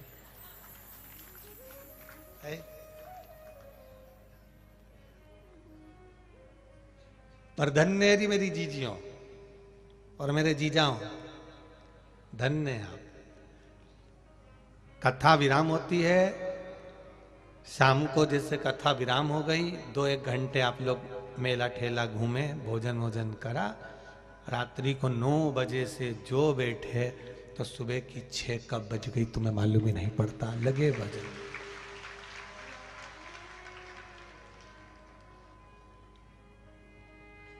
धन्यता है आपकी, साधुवाद है आपको। अपना कुछ समय अपना कुछ पल, अपनी कुछ घड़ी आपने परमात्मा को दिया है। अब यदि आपने परमात्मा को कुछ पल, कुछ घड़ी, कुछ समय दिया है, तो वो भी तो आपके लिए समय निकाल कर आएगा। वो भी तो, आप व्यस्त हो, काम बहुत सारा है आपके घर में, परिवार में बहुत फैला हुआ है, बहुत काम है, पर उस काम के साथ साथ आपने भगवान की कथा सुनने का समय निकाला है, तो वो भी तो आपके दुख काटने का समय निकालेगा, वो भी तो आपके पास पहुंचेगा। तो डीले कम करो, वो भी तो आपके पास में पहुंचेगा। वो भी तो समय निकालेगा आपके पास आने का कि भाई मुझे भी जाना है। ये व्यस्त था तो भी शिव पुराण में पहुंचा था, मैं व्यस्त हूं तो भी तो जाऊंगा।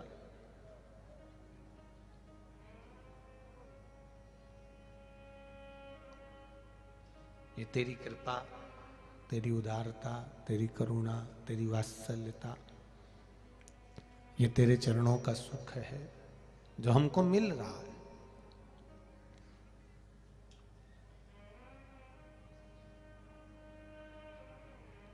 क्या मस्ती में लोग मस्त होकर भगवान के भजनों पर नाच रहे थे। अभी तक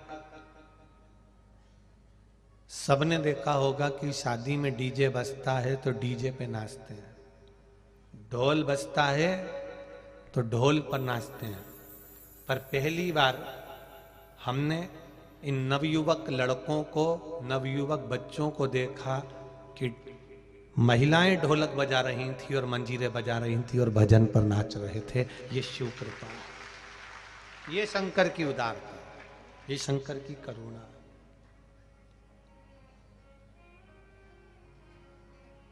उसके सहारे पर पड़े हुए हो।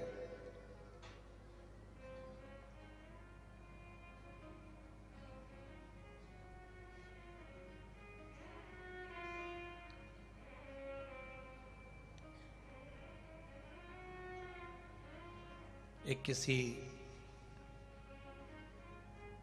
कैमरे वाले ने कोई वीडियो बनाया होगा, एक बूढ़ी माँ का सिर पे उसके पोटला रखा हुआ है कपड़ों का, और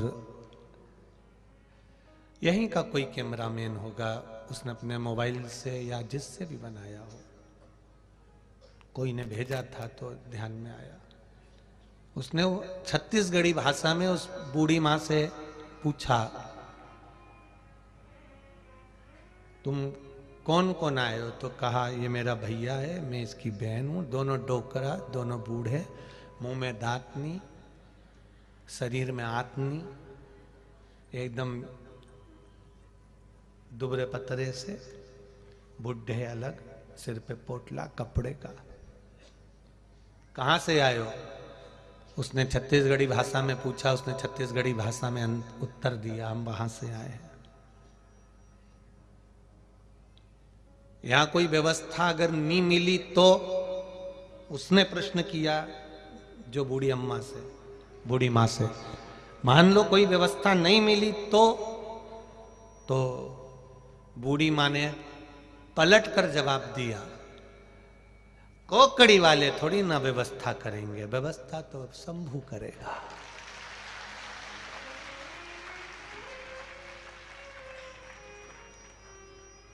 जहां कथा होती है, अभी इस कथा के बाद में परभणी में कथा है 13 तारीख से 17 तारीख तक 5 दिन की।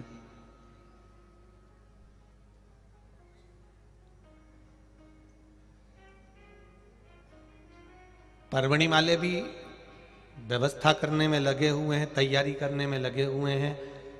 उनको भी अंदाजा नहीं रहता कि कितने आएंगे।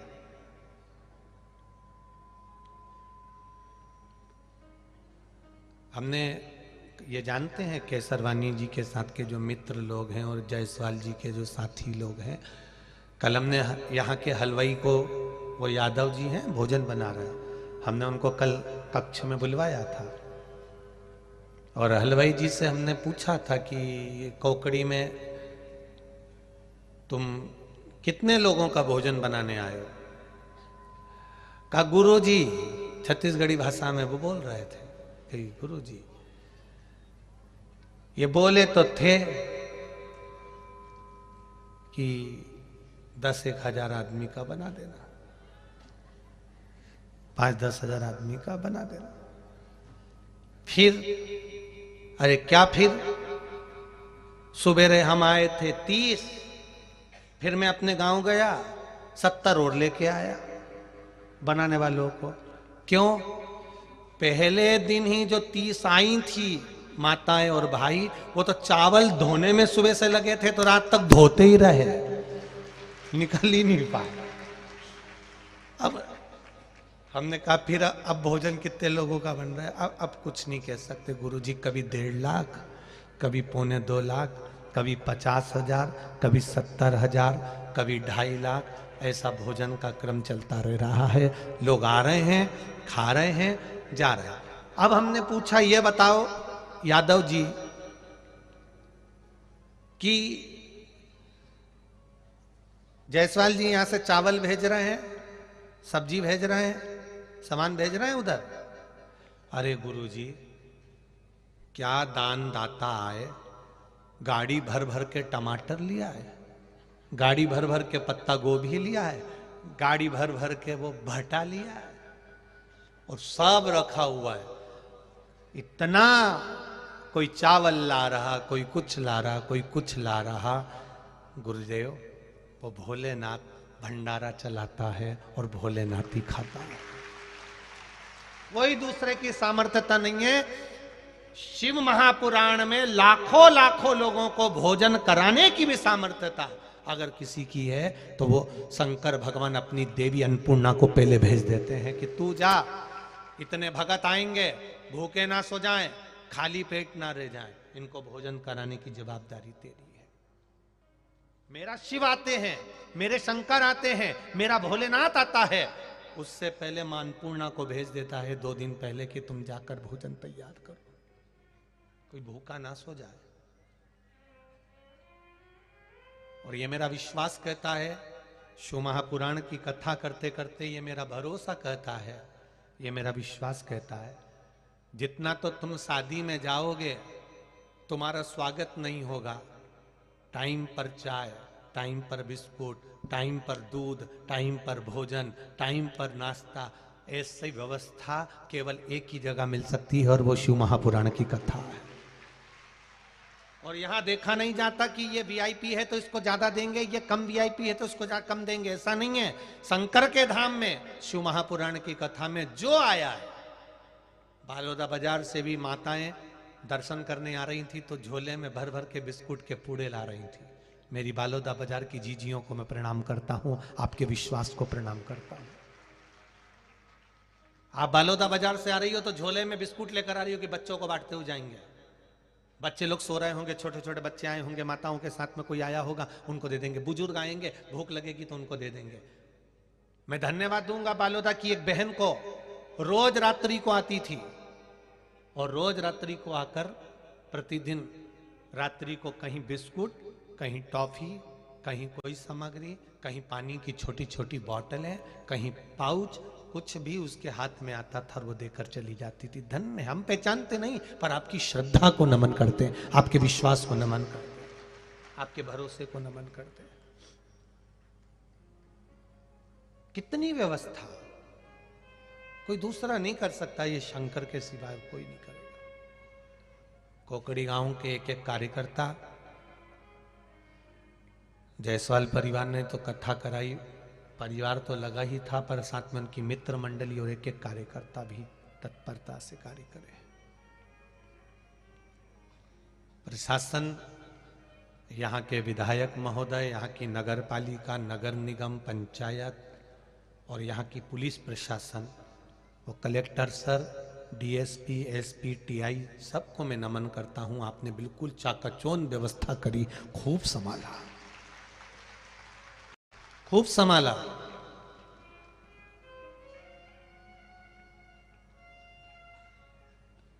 भक्ति भक्ति का बल भजन से,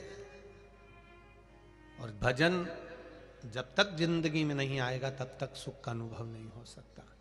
एक सुंदर कथा आती है आशुतोष भगवान की। एक प्राचीन समय में एक रत्नभद्र नाम के एक धर्मात्मा यक्ष हुए, जिनका नाम था रत्नभद्र।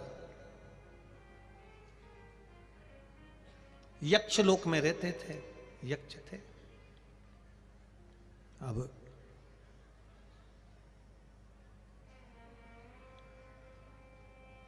रत्नभद्र यक्ष गंधमादन पर्वत पर निवास करते थे, वहीं रहकर अपना कार्य किया करते थे, अपने कार्य में डूबे रहते थे। उनके घर में एक बेटे ने जन्म लिया जिसका नाम था पूर्णभद्र। अब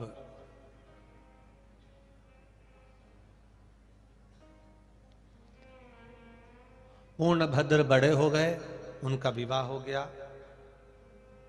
कन्या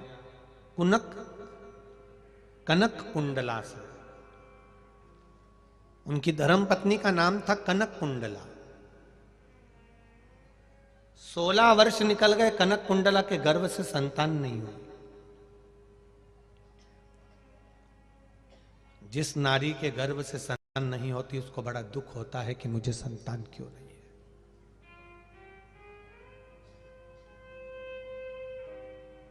एक प्रश्न सारी दुनिया में आकर खड़ा हो जाता है। अकल देने वाले, बुद्धि देने वाले कई लोग आपको मिलेंगे और कहते हैं जब नारी का गर्भ रहे तो शंकर जी के मंदिर मत जाओ, शिव जी का स्पर्श मत करो, शंकर पे जल मत चढ़ाओ, शंकर पे बेलपत्र मत चढ़ाओ। ये अकल देने वाले आपको बहुत मिलेंगे।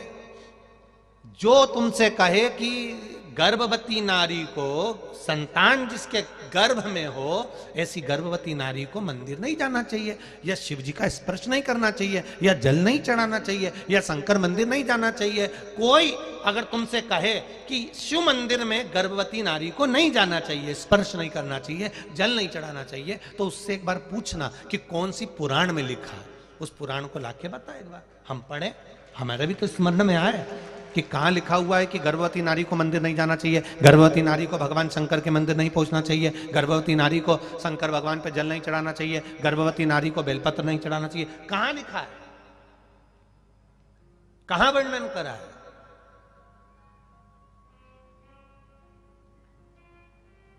कितना सुंदर कहा है, गर्भ में संतान हो तो भजन करो, गर्भ में संतान हो तो रामायण, गीता, हमारे वेद, हमारे शास्त्र, हमारे पुराणों को पढ़ो।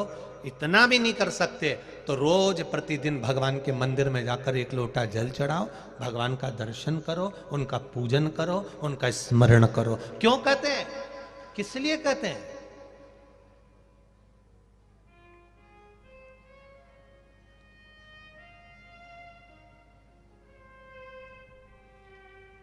डॉक्टर कहते हैं बेड रेस्ट, गर्भवती नारी को कह देते हैं बेड रेस्ट, ज्यादा चलना फिरना नहीं। और घर की बुजुर्ग माता क्या कहती है, थोड़ा चला फिरा करो। पहले की बुजुर्ग माताएं कहती हैं थोड़ा चला फिरा करो, और आज के डॉक्टर क्या कहते हैं, बेड रेस्ट, पलंग पे पड़ी रहो, दिन भर डोरे मोहन देखती रहो। तो औलाद भी ऐसी पैदा हुई डोरे मोहन जैसी।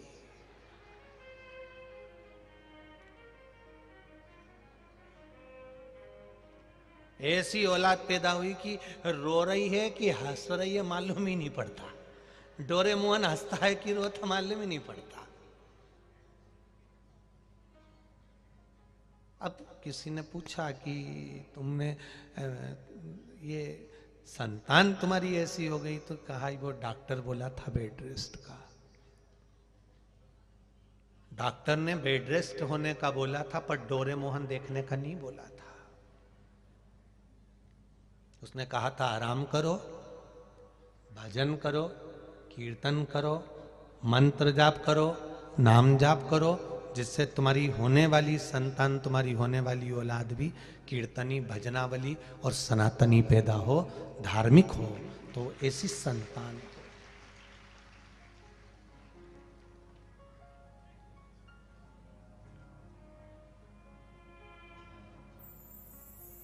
भजन का बल बढ़ाइए, भजन का बल।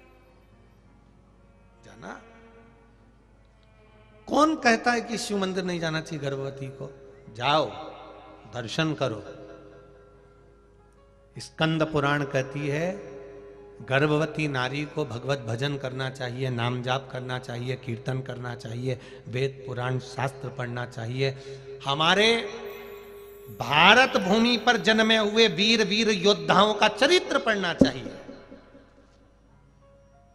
महाराणा प्रताप, छत्रपति वीर शिवाजी, संत नामदेव, तुकाराम, रामकृष्ण परमहंस, चैतन्य महाप्रभु जी, मीराबाई, श्रीमद वल्लभाचार्य, गुरु नानक देव जी, श्री महावीर स्वामी जी, गौतम बुद्ध जी, इनके पावन चरित्रों को पढ़ना चाहिए।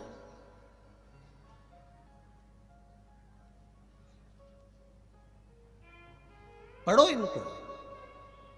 और नहीं पढ़ सकते तो कहीं कथा सुन लो, वो भी नहीं कर सकते तो शिव मंदिर में एक लोटा जल चढ़ाओ। क्या होगा उससे? उससे फल क्या मिलेगा? शिव महापुराण की कथा कहती है, स्कंद पुराण कहती है, जब नारी भगवान शंकर पर जल समर्पित करती है या शिव मंदिर में जाकर दर्शन करती है तो उसके गर्भ में अगर मान लो संतान किसी कारण से, कोई ग्रह नक्षत्र के कारण विकलांग हो रही हो, कोई शरीर से कष्टवान हो रही हो, तो मात्र शिव के दर्शन कर कर वो संतान भी स्वस्थ पैदा होती है, स्वस्थ जन्म लेती है। पर हमको लोगों ने उल्टा घुमा दिया, उल्टा। कहने वालों ने कह दिया कि नहीं नहीं, मंदिर मत जाना, शिव मंदिर में मत जाओ, जल मत चढ़ाओ, पूजन मत करो। ये हमें उल्टा घुमाया गया है, उल्टा।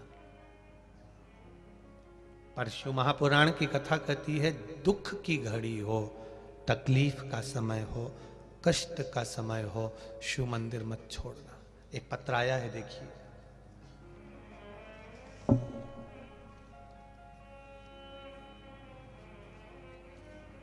जिसने पत्र बनाया है उसने सीनरी भी बड़ी सुंदर बनाई है। बहुत बहुत साधुवाद आपको। एक किसान भाई को दर्शाया है छत्तीसगढ़ के, बहुत बहुत साधुवाद।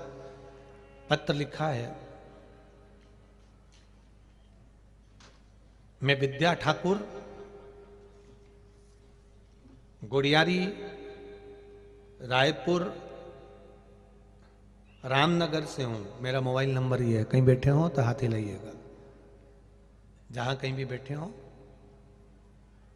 मैं विद्या ठाकुर, मेरा बेटा 15 साल का है, जिसके पेट में अचानक दर्द हुआ। फिर हम उसको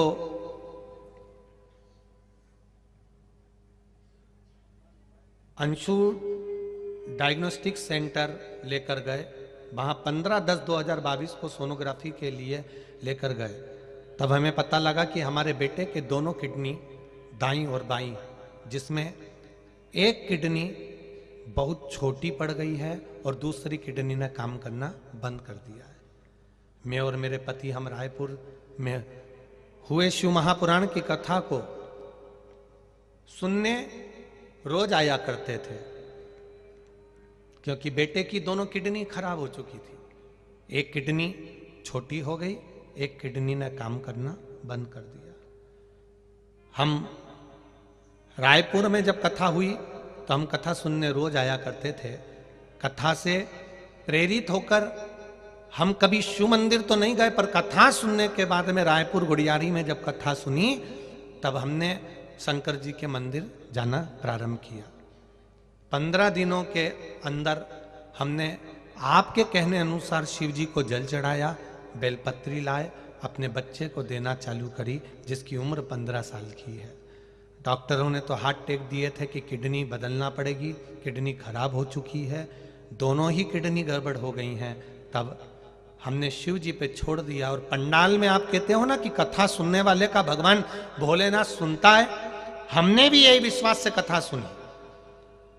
और 15 दिन हुए जल चढ़ाते हुए, बेलपत्र लाकर बेटे को खिलाते हुए। बेटे को भी हम मंदिर भेजने लगे, उससे भी पूजन पाठ कराने लगे। बाबा की कृपा से वो भी शिव जी की आराधना करने लगा। और दूसरी बार जब जांच हुई तो बाबा की कृपा से अब उसकी किडनी काम करना प्रारंभ कर दी। ये शिव तत्व है, ये शंकर है, योग है।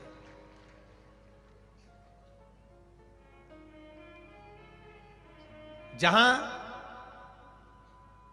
विश्वास है वहां शिव है, जहां विश्वास है वहां उघड़ी है।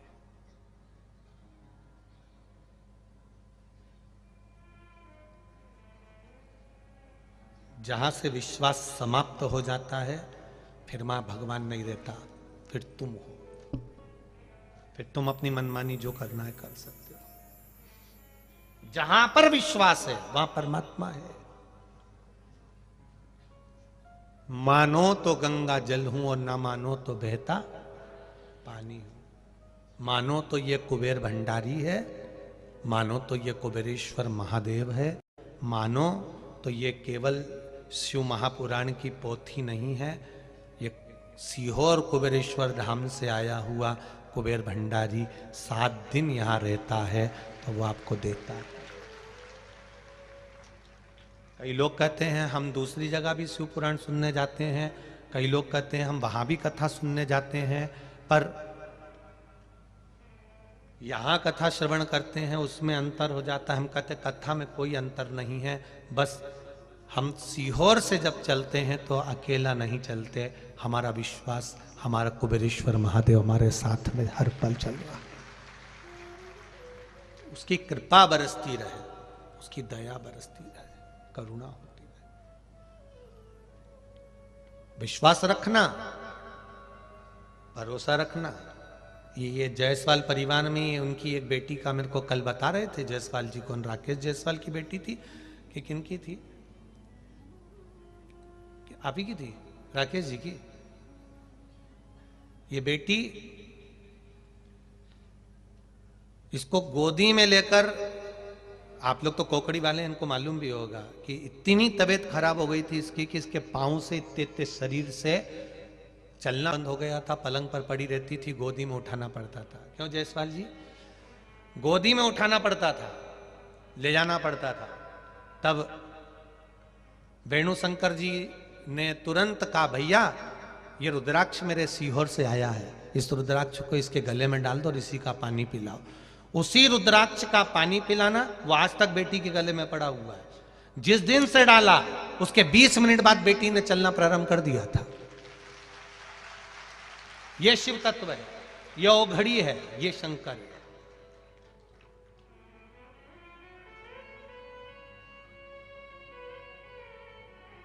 लोग कहते हैं गुरुजी रुद्राक्ष तो 5 रुपए का मिल जाता है, 10 रुपए का मिल जाता है, 20 रुपए का मिल जाता है, 50 रुपए का मिल जाता है, 100 रुपए का मिल जाता है, 500 रुपए का मिल जाता होगा। वो मिल जाता होगा, हम उस रुद्राक्ष की बात नहीं कर रहे।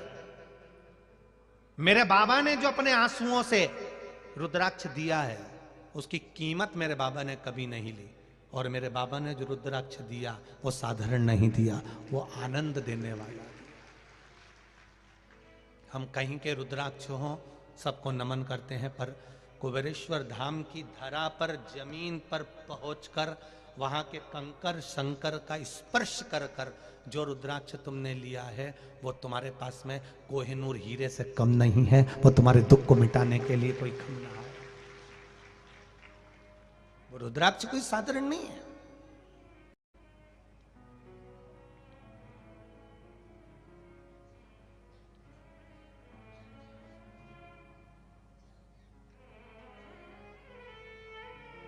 केवल विश्वास, भरोसा, दृढ़ता, आपका भजन, आपका कीर्तन, आपका मंत्र जाप, आपका स्मरण, आप जो यहां बैठकर कथा सुन रहे हो और जितने लोग आस्था चैनल पर सुन रहे हैं, जितने फेसबुक यूट्यूब पर सुन रहे हैं, इनका विश्वास दृढ़ हुआ है, उसके कारण शिव मिला है।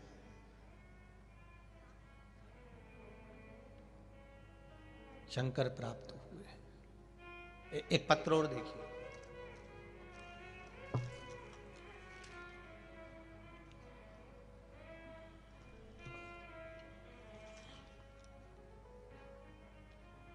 गुरुदेव मैं पूनम कौर छावड़ा, भिलाई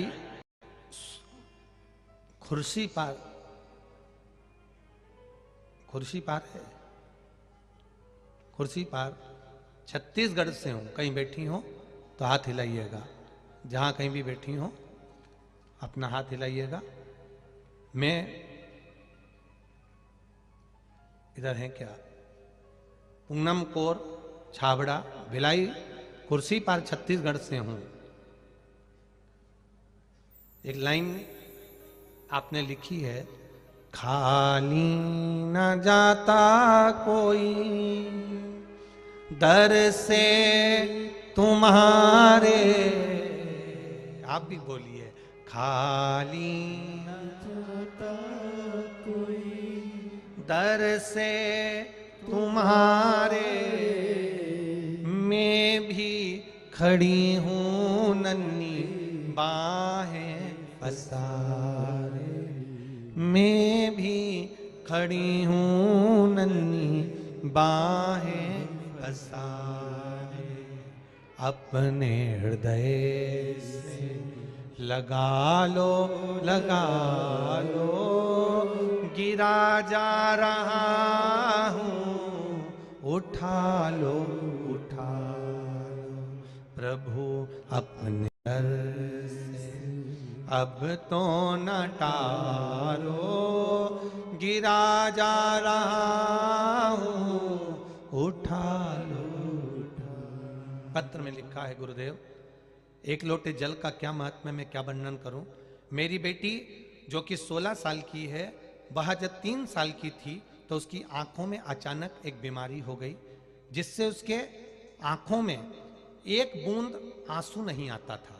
गुरुदेव मेरी बेटी सूरज की रोशनी, लाइट की रोशनी सहन नहीं कर सकती थी, क्योंकि उसकी आंख का पानी सूख चुका था, नलियां सिकुड़ चुकी थी, आंखों से दिखना बंद हो गया था। धीरे धीरे उसकी आंख की रोशनी चली गई, उसके इलाज चलता रहा। पूरा भिलाई, रायपुर, छत्तीसगढ़ का एक एक हॉस्पिटल दिखाया, फिर चेन्नई भी ले गए, आंख की रोशनी नहीं आई। गुरुदेव बाद में मालूम पड़ा कि हैदराबाद में कहीं आंखों का इलाज होता है, तो हम हैदराबाद लेकर गए। अमृतसर के हॉस्पिटल में भी उसको लेकर गए, परंतु उसको सफलता नहीं मिली। गुरुदेव 3 वर्ष की आयु से उसकी आंखें जाती रही। 16 साल की हो गई, आंखें पूरी तरह से चली गई। आंख से आंसू नहीं निकलता, दिखना बंद हो गया, परेशानियां बढ़ गईं। तब आपने कथा कह रहे थे और किसी ने उस कथा की लिंक हमको भेज दी, हमने उस कथा को सुना। उसी दिन कथा में आपने कहा था जी पर जल चढ़ाना है, शहद चढ़ाना है और उसका प्रयोग करना है। वो प्रयोग आपने जो बताया था, उस प्रयोग को हमने शिवरात्रि के रात के 12 बजे किया और उस शहद को लगाना प्रारंभ किया। बाबा की कृपा से, शिव की कृपा से बाबा को पीला चंदन लगाते, शहद चढ़ाते, पीपल के पत्ते वाला प्रयोग करते, 3-4 प्रयोग करे। आज बाबा की कृपा से उसकी आंखें बाबा ने वापिस कर दी। गुरुदेव हम बाबा को नमन करने के लिए आए। श्री शिवाय नमस्तुभ्यम। गुरुदेव ये सब होते होते बाबा ने आंखें तो दे दी गुरुदेव, पर 16 वर्ष की आयु के बाद में उसके दोनों ब्रेस्ट में 2 गांठ हो गई। गुरुदेव उसके दोनों ब्रेस्ट में गांठ हो गई। 2 गांठ जब उसके ब्रेस्ट में हो गई, डॉक्टर को दिखाया तो उन्होंने कहा इसका ऑपरेशन करना पड़ेगा। गुरुदेव 16 साल की बेटी, उसका ऑपरेशन कैसे करा दे। बड़ी आंख में आंसू भरे हुए थे, वो भी रो रही थी, कर रही थी, आंख आ गई और शरीर बेकार हो गया। मां उसने खुद शिव जी के मंदिर जाना प्रारंभ करा, 1 लोटा जल चढ़ाना प्रारंभ करा, मंदिर के दरवाजे पे ही बैठी रहती और बेलपत्र लेकर खा लेती। जो दर्शन करने के लिए मंदिर में आता उसके चरणों को प्रणाम कर लेती। मेरी बेटी सबको धोख लगाती, श्री शिवाय नमस्तुभ्यम कहती। बेलपत्र खाते खाते 1 महीना बीत गया। तब उसने फिर पुनः जांच करवाई, डॉक्टर ने कह दिया दोनों गांठ गल चुकी है, एक भी गांठ नहीं है शरीर। यह शिव तत्व है। ये शंकर है, ये औघड़ी है।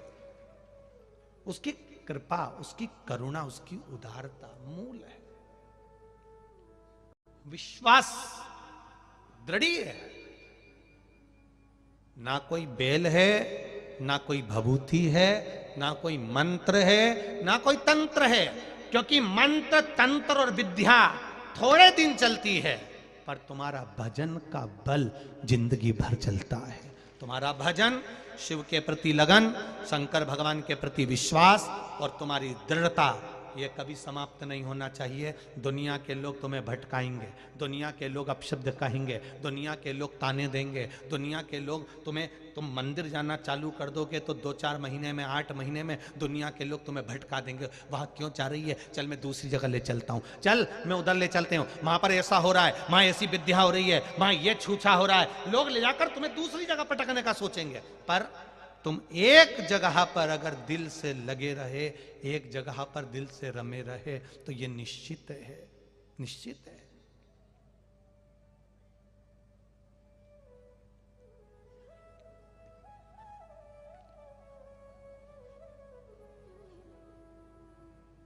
जो चतुर होता है ना,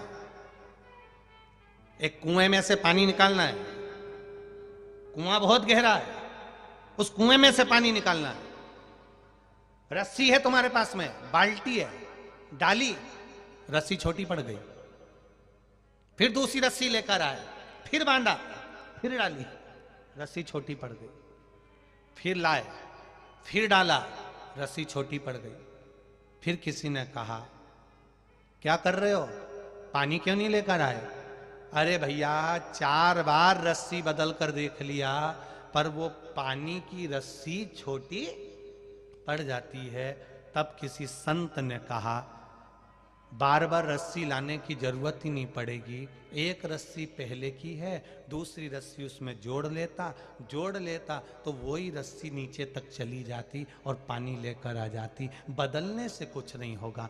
आप जिंदगी भर गुरुओं को बदलते रहो, पूरी जिंदगी कभी इधर चले गए, हमें सुख मिल गया, फिर पलट के उधर चले गए, उधर सुख मिल गया, फिर पलट कर उधर चले गए। ऐसे जिंदगी निकलने वाली नहीं। एक जगह पर दड़ी बने रहो, एक जगह पर निश्चित बने रहो। रस्सियां आती रहेंगी, जुड़ती रहेंगी, जाती रहेगी, जाएगी, पानी निकाल कर लाएगी। कितनी भी रस्सियां बदल लो, उससे पानी नहीं आने वाला। पानी एक ही रस्सी नीचे तक चली जाए, उसमें जोड़ते जाओ, अपने विश्वास को, अपनी दृढ़ता को प्रबल करते चले जाओ। विश्वास प्रबल करिए, दृढ़ करिए।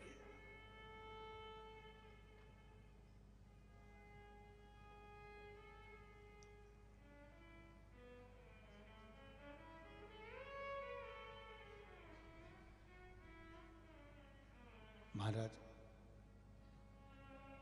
जब विश्वास दृढ़ होता चले जाएगा, परमात्मा को मिलने में फिर देरी नहीं होगी।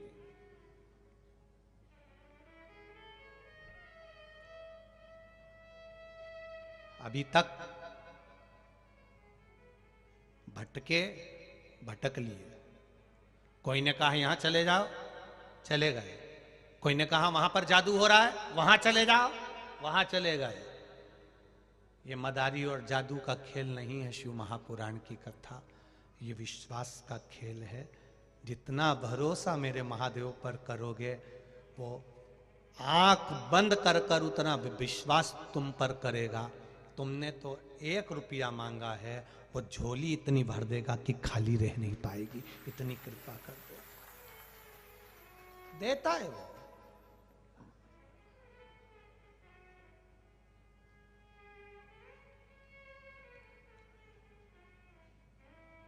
देवता देते हैं पल्ला झाड़ के, और महादेव देता है छप्पर फाड़ के। तो देव अधिदेव महादेव है, वो पल्ला झाड़ के नहीं देता कि तेरे भाग्य में कितना लिखा है। वो तो दे देता है, फिर भूल जाता है कि मैंने इसको दिया।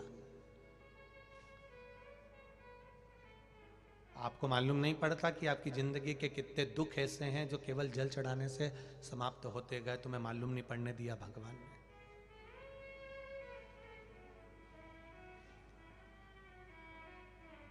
कनक कुंडला पूर्ण भद्र यक्ष की पत्नी कहती है 16 साल हो गए बच्चे नहीं है, 16 वर्ष हो गए संतान नहीं है, संतान नहीं है, 16 साल हो गए।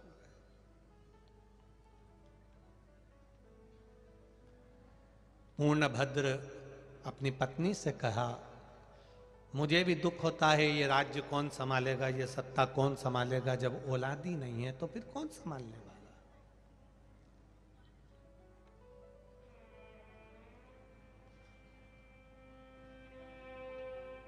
बनाओ, जो बच्चा संस्कारित है, जो बच्चा तुम्हारे कहने पर चल रहा हो, जो बच्चा तुम्हारे अनुकूल रह रहा हो, उसके लिए घर भी बनाओ, उसके लिए गाड़ी भी बनाओ, उसके लिए बंगला भी बनाओ, मना नहीं है।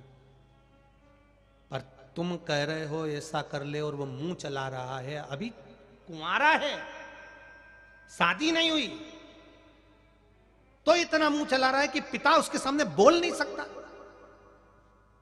और तुम जोड़े जा रहे, जोड़े जा रहे। हमने भी देखा है रे भैया, और छत्तीसगढ़ वालों तुमने भी देखा होगा, गाय को बांधने के लिए लोग घर बनाते हैं। बोलो, बनाते कि नहीं बनाते? कुत्ते को रखने के लिए लोग घर बनाते हैं। बोलो रे भाई। तोते को, मिट्ठू को, कबूतर को रखने के लिए लोग घर बनाते हैं। हिरण को रखने के लिए भी घर बनाते हैं। शेर को रखने के लिए भी घर बनाते हैं। जब वो बना करते थे ना, वो क्या बोलते, सर्कस, उसमें भी शेर का घर होता था। हाथी को रखने के लिए भी लोग घर बनाते हैं। सुअर, उसको भी रखने के लिए लोग घर बनाते हैं। जो सुअर पालते हैं वो ऐसा एरिया बना देते हैं कि इतनी जगह में रहेगा, इतनी जगह। मछली को रखने के लिए भी लोग घर बनाते हैं।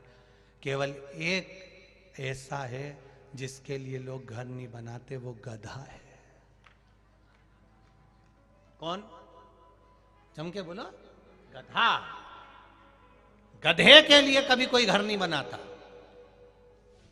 तुम भी घर बनाना हाथी के लिए, शेर के लिए। तुम्हारी औलाद हाथी जैसी, शेर जैसी हो, तुमको लेकर चले, तुम्हारा सम्मान करे, तुम्हारा आदर करे, तुम्हारी बात कभी ना काटे। पिता ने कह दिया ऐसा, तो औलाद कह दे ठीक है पापा, मैं वैसा ही करूंगा। तो तुम घर बनाओ, वरना गधे के लिए। समझ गए क्या? बोलो।